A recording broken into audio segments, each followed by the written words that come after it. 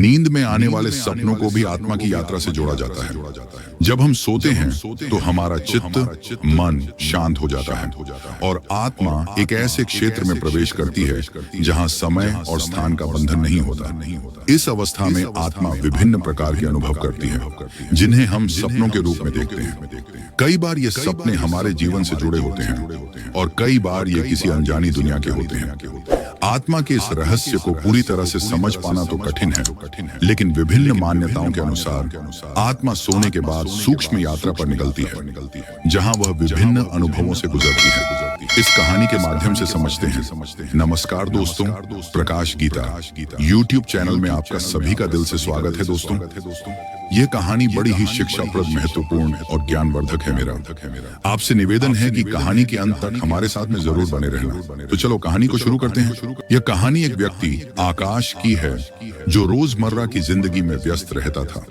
एक रात जब वह गहरी नींद में सो रहा था, उसने एक अद्भुत अनुभव किया। उसने महसूस किया कि उसका शरीर बिस्तर पर स्थिर पड़ा है, लेकिन उसकी आत्मा जैसे कहीं और जाने की चाह में है।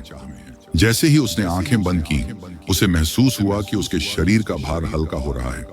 वह धीरे धीरे अपने शरीर से अलग हो रहा है, मानो वह हवा में तैर रहा हो। पहले तो उसे डर लगा, लेकिन फिर उसे समझ आया कि उसका शरीर सो रहा है और आत्मा अब एक नई यात्रा पर निकल पड़ी है। आत्मा ने जैसे ही शरीर से बाहर कदम रखा, उसने अपने चारों ओर एक अजीब सी चमक और शांति का अनुभव किया। उसने महसूस किया कि वह किसी भौतिक सीमा में बंधी नहीं है। यह स्थान किसी भी भौतिक दुनिया से अलग था। उसे ऐसा लगा कि वह एक नई दुनिया में प्रवेश कर रही है, जहां केवल प्रेम, शांति और स्वतंत्रता है। जैसे ही आत्मा आगे बढ़ी, उसने अपने जीवन के पिछले अनुभवों को देखा। हर छोटी बड़ी बात, हर अच्छाई बुराई, हर खुशी दुख उसे अपने सामने चलचित्र की तरह दिखाई दे रहे थे। आत्मा ने महसूस किया कि उसकी यात्रा केवल सोने तक सीमित नहीं है। ये हर रात होती है और हर बार उसे नए नए अनुभवों से गुजरना पड़ता है। इस सफर में आगे बढ़ते हुए आकाश की आत्मा ने अन्य आत्माओं को भी देखा। ये आत्माएं भी इस अदृश्य दुनिया में अपनी अपनी यात्रा पर थीं। किसी ने उसे जीवन के कर्म और उसके फल के बारे में बताया, तो किसी ने कहा कि यह यात्रा केवल इंसान को खुद की पहचान दिलाने के लिए होती है। उन आत्माओं में से एक वृद्ध आत्मा ने आकाश से कहा, हर व्यक्ति की आत्मा को ज्ञान की प्राप्ति के लिए सोने के बाद यह यात्रा करनी पड़ती है।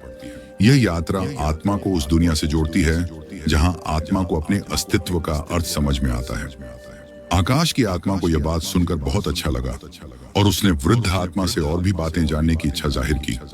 वृद्ध आत्मा ने उसे बताया कि आत्मा केवल उसी व्यक्ति को ज्ञान देती है जो इसे समझने के लिए तैयार होता है। इसके बाद आत्मा को एक विशाल दर्पण के सामने ले जाया गया, जहां उसके जीवन के सारे कर्म दिखाई दे रहे थे। अच्छे बुरे कर्म, छोटी बड़ी घटनाएं, सभी उसकी आंखों के सामने थी। आत्मा ने देखा कि कैसे उसके हर कर्म का असर दूसरों पर पड़ा है। उसने यह भी महसूस किया कि हर बार जब उसने किसी को दुख पहुंचाया था, तो उसकी आत्मा पर एक गहरी छाप पड़ी थी।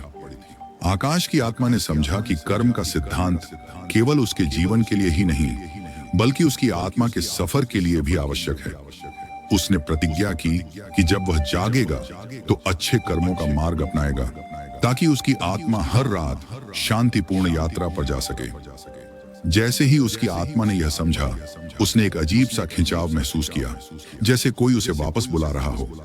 उसकी आत्मा धीरे धीरे अपने शरीर के पास लौट आई और उसके शरीर में समा गई। उसने आंखें खोली और पाया कि वह अपने बिस्तर पर सो रहा है, लेकिन इस बार वह केवल शरीर के साथ नहीं, बल्कि आत्मा की शक्ति के साथ जागा था। उसने खुद से वादा किया कि वह अपने कर्मों का ध्यान रखेगा और दूसरों की भलाई के लिए भी काम करेगा। आकाश की आत्मा की इस अद्भुत यात्रा ने उसे यह सिखाया कि हमारा जीवन केवल शारीरिक गतिविधियों तक सीमित नहीं है।